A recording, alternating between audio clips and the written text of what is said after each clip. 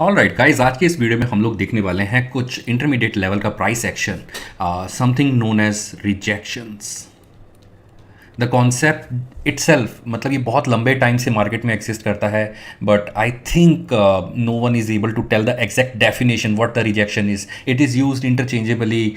कहीं ना कहीं लोग इसको अपने ही फॉर्मेट में देखना स्टार्ट कर देते हैं। Okay, this might be a rejection candle, या फिर ये वाली रिजेक्शन कैंडल हो सकती है जहाँ पे भी एक शेडो नज़र आती है, बॉडी होती है, विक होती है। अगर ये रेड कलर की कैंडल है या नहीं है, people start calling it as a rejection, irrespective ये कहाँ पे एग्जिस्ट करती है। तो ऐसे नहीं होता है। रिजेक्शन का एक डेफिनेशन होता है, और इतना ब्यूटीफुल डेफिनेशन है रिजेक्शन का कि अगर आपको रियल रिजेक्शन वाली कैंडल पता लगने लग जाए कि कहाँ पे है, तो आप ट्रेडिंग में इतना अच्छा परफॉर्म कर पाएंगे कि आप खुद मतलब हैरान रहेंगे कि इस चीज़ के लिए कि ओ अच्छा, ये एक तरीका था रिजेक्शन फाइंड करने का जिसको मैं आज तक समझ ही नहीं पा रहा था। तो इस वीडियो को लास्ट तक ज़रूर देखिए। अगर वीडियो में बताया कंटेंट पसंद आता है तो लाइक का बटन प्रेस करना मत भूलिएगा। Subscribe our channel. I have a important update. We have upcoming breaker candle technique which is the mother of all basic technical analysis. It's coming soon.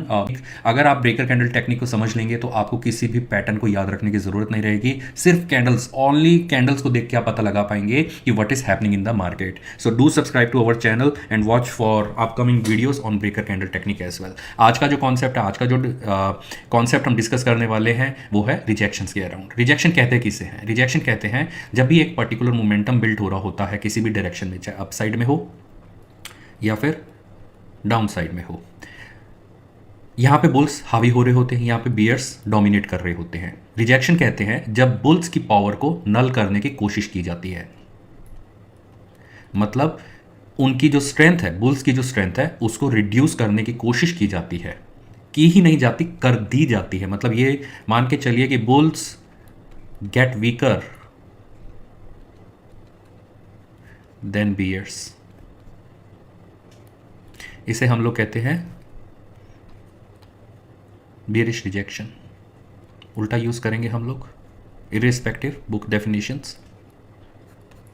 And जब नीचे की तरफ आ रही होती है मार्केट, या कोई भी प्राइस एक्शन, स्टॉक हो सकता है, एमसीएक्स हो सकता है, कोई भी ट्रेडेबल इंस्ट्रूमेंट आप पिक कर लीजिए, any tradable instrument, it will apply there. क्योंकि ये सब बेसिक टेक्निकल एनालिसिस के कॉन्सेप्ट होते हैं, ये हर चार्ट के ऊपर अप्लाई किए जा सकते हैं। ओके, सो बियर्स जब एक्शन में होते हैं और बियर्स की पावर को जब रिजेक्ट कर दिया जाता है, मतलब उनकी स्ट्रेंथ को कम कर दिया जाता है, इसको हम लोग बोलते हैं bullish. Again I am saying irrespective of books definition, क्योंकि बुक्स में आपको आधी चीज़ बताई जाती है, आधी नहीं बताई जाती। क्योंकि बुक्स लिखने वालों का भी पर्पस मोस्टली यही रहता है कि आप लोग ठीक से ट्रेडिंग ना कर पाएँ। आपको कुछ ऐसी चीज़ दे दी जाए जिसको सिर्फ देखने से आपको लगे कि हाँ यार ये तो काम करेगा। और जो मैं यहाँ आपको बता रहा हूँ इसको आप टेस्ट कीजिए, बैक टेस्ट कीजिए, no problem at all. Use करके देखिए, फ़ायदा मिलेगा तो कमेंट करके ज़रूर बताइए। So few things that you have to take care for rejection. Pen and paper लेके आप बैठ जाइए। अगर आपने नहीं पेन पेपर रखा है तो आप पॉज करके ज़रूर पेन पेपर को लेके बैठिए, क्योंकि these rules are very important to understand what are rejections. पहली बात, हम लोग अब इस टाइम बुलिश रिजेक्शन की बात कर रहे हैं, मतलब बेयरिश ट्रेंड में जो रिजेक्शन होती है उसकी बात कर रहे हैं हम लोग। First and the most important rule is it has to be a red candle. Bears market या प्राइस को नीचे की तरफ लेके आ रहे हैं। जो रिजेक्शन होगा वो रेड कलर की कैंडल में ही बन सकता है, वो ग्रीन कलर की कैंडल में या ब्लू कलर की कैंडल में नहीं बन सकता। Remember this thing, it has to be red candle, जहां पे बियर्स की पावर को रिड्यूस किया जाएगा। Second important point is that the low of this rejection candle has to be less than 14 lows previous to it. Now it can be different numbers for different instruments. I go ahead with 14 number because this has proven to be universal for different time frame. ये अलग अलग time frame पे apply किया जा सकता है, अलग अलग इंस्ट्रूमेंट्स में कॉमनली बहुत अच्छा काम करता है 14 का जो लोज होता है। मतलब क्या है इसका, जैसे यहाँ पे अगर रिजेक्शन बनना है तो जो इसके प्रीवियस लोज होंगे सारे के सारे कैंडल्स के, एटलीस्ट 14 कैंडल्स ये उसके नीचे होना चाहिए लो मिनिमम। तभी पता चलेगा कि ये एक बेरिश ट्रेंड था। एक माइनर मूवमेंट को, जैसे ये वाली मूवमेंट आप देख रहे हैं, इस मूवमेंट को हम लोग बेरिश मूवमेंट नहीं मानते। It can be a flattish movement also which is a bearish movement and then sudden, but provided जो ये प्रीवियस 14 कैंडल्स हैं इनके नीचे का लो बनना चाहिए. टेम्परेरी मोमेंटरली ट्रैपिंग फेसिस को हम लोग बेरिश फेस नहीं बोलते. So it has to be minimum 14. आप चाहें तो इसको 14 को चेंज करके किसी और नंबर पे रख सकते हैं. मिनिमम इसमें 5 रिकमेंडेड होता है, मैक्सिमम अप टू 48 तक ले जा सकते हैं डिपेंडिंग आप कितने टाइम फ्रेम पे ट्रेड करते हैं. 14 इज द यूनिवर्सल. 14 एक एक्सेप्टेबल, हर टाइम फ्रेम के लिए एक्सेप्टेबल लेवल पे आता है. रिमेंबर 1 मिनट पे मत अप्लाई कीजिएगा इसे. 1 मिनट पे you have to go to the higher numbers. This is the second condition. Then I write the third condition which is again very important. जो कैंडल बनेगी बुलिश रिजेक्शन की, उस candle की एक बॉडी होगी, शेडो होगी और विक होगा. हर कैंडल के ये 3 पार्ट्स होते हैं. तो इंपॉर्टेंट रूल है कि जो शेडो है ये बॉडी से बड़ी होनी चाहिए. And here comes a very tricky part which nobody will tell you. How big the shadow should be. कितनी बड़ी होनी चाहिए बॉडी से शेडो कि आपको पता लगे कि ये परफेक्ट रिजेक्शन है जिसको मैं कंसिडर करने वाला हूं, मैं गलत इंफॉर्मेशन के साथ ट्रेड नहीं कर रहा. मान के चलिए आपकी आधे से ज़्यादा ट्रेडिंग प्रॉब्लम मिस इंफॉर्मेशन की वजह से होती है. मिस इंफॉर्मेशन क्रिएट कौन करते हैं? मार्केट के agents and experts who are not actually trend. तो इनको हम लोग स्यूडो एक्सपर्ट्स बोल सकते हैं. इनकी तो भरमार है अब इस टाइम पे. एजेंट्स जिनका पर्पस सॉल्व होता है बड़े प्लेयर्स के साथ में. I will not go in to deep dive details of this. आप खुद समझ सकते हैं कौन हो सकता है एजेंट जो आपको नॉलेज प्रोवाइड करने की कोशिश कर रहे हैं आदि. और स्यूडो एक्सपर्ट वो जो सोशल मीडिया को फिल करते हैं for their personal reasons. They will pretend कि हम एक्सपर्ट्स हैं, बट फ्रैंकली स्पीकिंग अगर आप उनसे सिंपल पीडीएस भी पूछ लेंगे तो उनको पता नहीं होगा ये क्या होता है. ये मार्केट का बहुत मोस्ट बेसिक सिस्टम होता है, प्राइस डिस्कवरी सिस्टम. उनको इसका भी नहीं पता होगा. इसी पे पूरी मार्केट चलती है. Anyways will not go to tangential side to discuss other stuff. हम अपने जो टॉपिक है उसी के साथ रहेंगे. कितना शेडो जो है मिनिमम बड़ा होना चाहिए बॉडी से तो पता चले कि हाँ हम लोग ठीक काम कर रहे हैं. देखिए जब भी rejection minimum 0.5 of the body से बड़ी होती है, मतलब shadow is 2 times the body.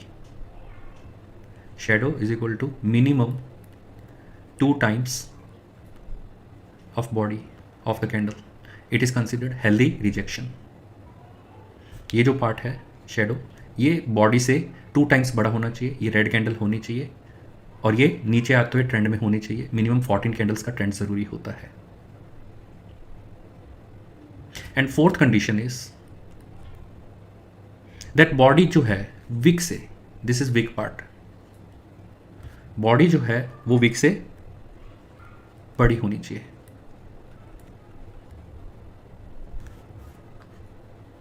This is not a rejection. Why it is not a rejection? ये रिजेक्शन क्यों नहीं बन सकती? रेड कलर कैंडल बनेगी ये प्रीवियस 14 कैंडल से नीचे भी आ रही है. शेडो इसका बॉडी से 2 टाइम्स से ऊपर बड़ा भी है. फिर भी हम कह रहे हैं कि ये रिजेक्शन है क्योंकि इसका जो विक है ये बॉडी से बड़ा है. तो डेफिनेशन फेल हो जाती है यहाँ. मैं जो डेफिनेशन यूज़ करता हूँ वो डिफरेंट होती है.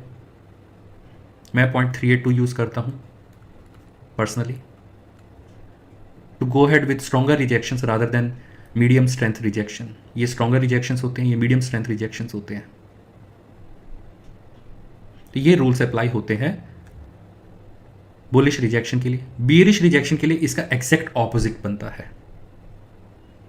अगर आप लोगों को बीरिश रिजेक्शन का अलग से एक वीडियो चाहिए हो कमेंट करके बताइएगा. I will be happy to make it. Otherwise कोई रॉकेट साइंस नहीं है. जो यहाँ समझाए हैं मैंने चीज़ें, रेड कलर की कैंडल की जगह वो पे वहाँ पे ग्रीन कलर कैंडल हो जाती है.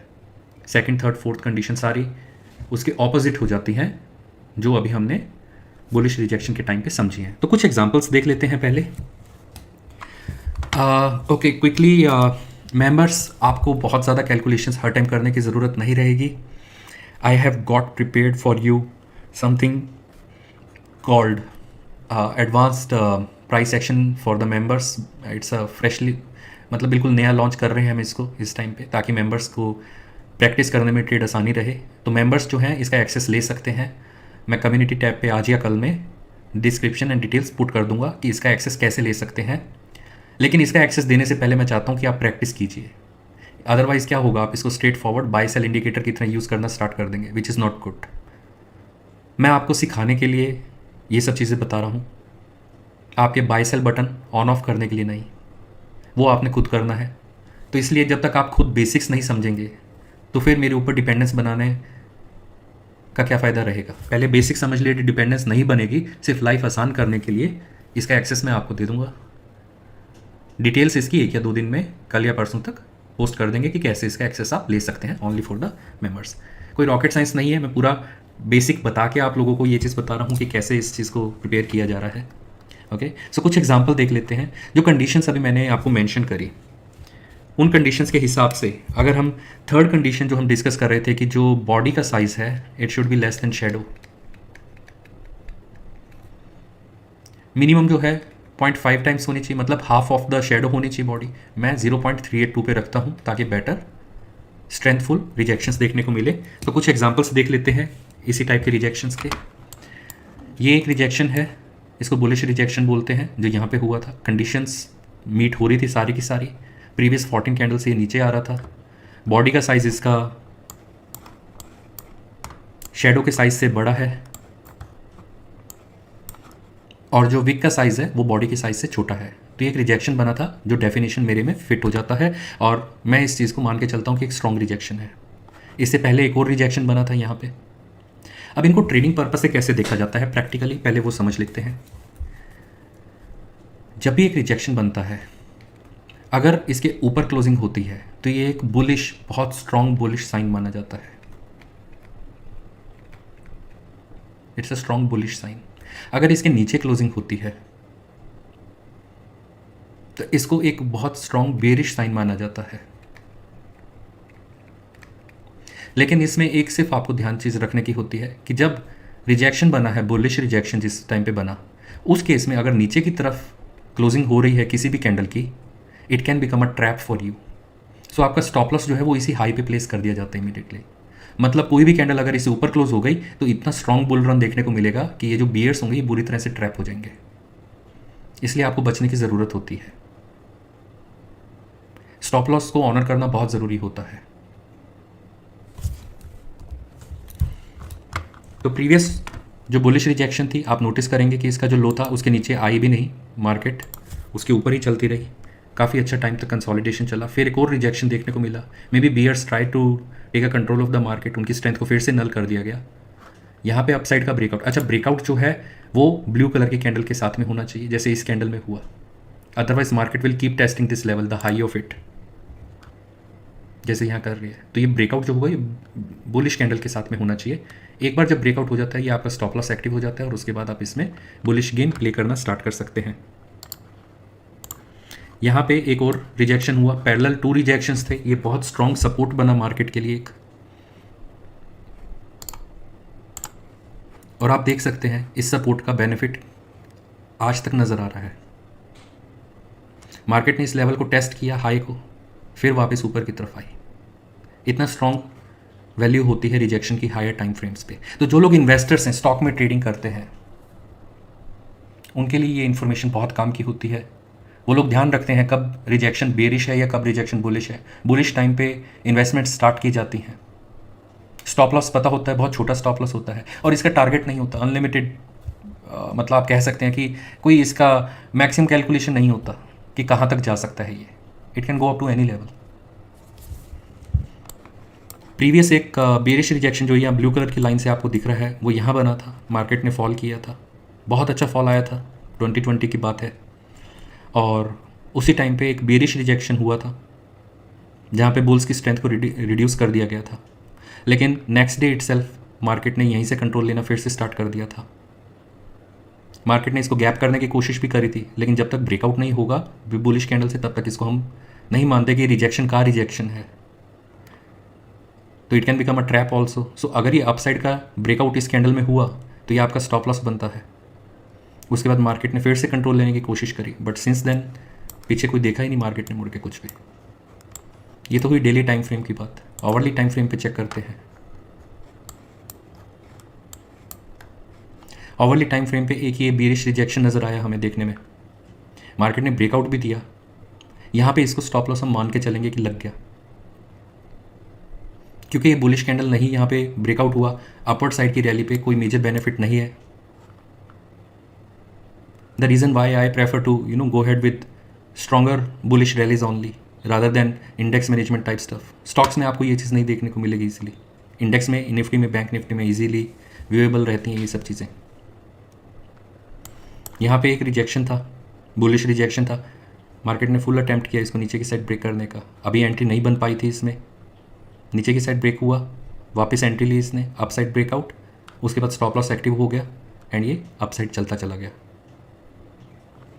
तो 2-3 चीज़ें ध्यान रखने की होती हैं जो आपको बेनिफिट भी दे सकती हैं, आपको नुकसान भी कर सकती हैं। वो कौन सी चीज़ें हैं? पहला इंपॉर्टेंट पॉइंट होता है, अगर बुलिश रिजेक्शन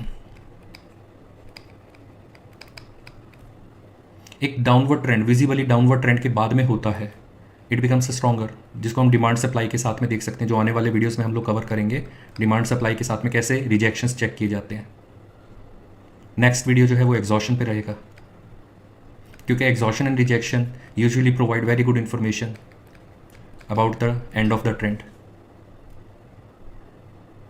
तो अगर एक अच्छा अपवर्ड का मूव आया है, जहाँ से एक वापस टर्न लेती नज़र आती है, लेकिन वो फेल नहीं होनी चाहिए, जैसे यहाँ फेल हो रही है, रिजेक्शन हुआ लेकिन इमीडिएट नेक्स्ट कैंडल में ये फेल हो गया। अगर ये यहाँ पे फेल हो गया, एक अच्छा नीचे का ट्रेंड था, यहाँ पे ये फेल हो गया इस चीज़ को लेके, तो इनको नॉर्मली अवॉइड किया जाता है ट्रेडिंग के लिए, क्योंकि जो बुलिश रिजेक्शन है इसका पर्पस है अपसाइड के ट्रेड के लिए। जो बेरिश रिजेक्शन है इसका पर्पस है डाउन साइड के ट्रेड के लिए। अगर आप इसको इंडेक्स में यूज़ करते हैं hourly time frame 15 minutes, 5 minutes या स्विंग के लिए, तो इसमें आपको हेजिंग करने की ज़रूरत होती है, क्योंकि इंडेक्स है, इंडेक्स के अंदर पॉसिबिलिटीज़ अथा होती हैं, ट्रैप सेक्शंस होते हैं। अगर आप इस ट्रैप में फंसे तो दिक्कत है, क्योंकि ये एक रिजेक्शन है ऑलरेडी, इसके बाद अप साइड पे ब्रेकआउट होता है, ये क्लियर कट ट्रैपिंग अटैम्प्ट है। सेकंड पर्पस ये हो सकता है, ट्रैप नहीं करना है, शॉर्ट पोजीशंस बनानी है, फिर ऊपर की तरफ ले जाके वापस नीचे लाया जाएगा इसको। तो वेट की जाती है कि कब इसके अंदर एक डाउनवर्ड साइड का ब्रेकआउट देखने को मिलेगा। एक जब रिजेक्शन, ये हो गया फर्स्ट पॉइंट। सेकंड पॉइंट इसमें इंपॉर्टेंट है, एक जब रिजेक्शन हो जाता है उसके बाद दूसरे रिजेक्शन की वैल्यू, जो प्रीवियस रिजेक्शन है उसकी वैल्यू खत्म हो जाती है। इस रिजेक्शन की वैल्यू खत्म जब ये लेटेस्ट रिजेक्शन बन जाता है। 15 मिनट्स पे चेक करते हैं,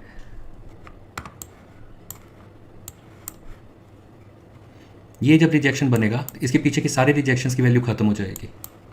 अभी रिजेक्शन बना, नीचे की तरफ आता है, नीचे की तरफ कम से कम ट्रेड एक्सपेक्टेड होता है कि हम पिक करने की कोशिश करेंगे। We are not interested in the downward trade, क्योंकि ये ऑलरेडी यहाँ रिजेक्शन विजिबल है, और करना भी है तो हम लोग हेज करके करेंगे इस चीज़ को, क्योंकि एक रिस्की ट्रेड हम पिक कर रहे हैं बहुत ज़्यादा। We are picking up a very risk trade, क्योंकि रिजेक्शन के बाद ये नीचे आ रहा है, तो it will become like bullish position create करने का एक फेज बनता है पूरा का पूरा इंडाइसिस में। उसके बाद जब ब्रेकआउट होता है, फिर उसके बाद एक स्ट्रॉन्ग अपवर्ड रैली आती है।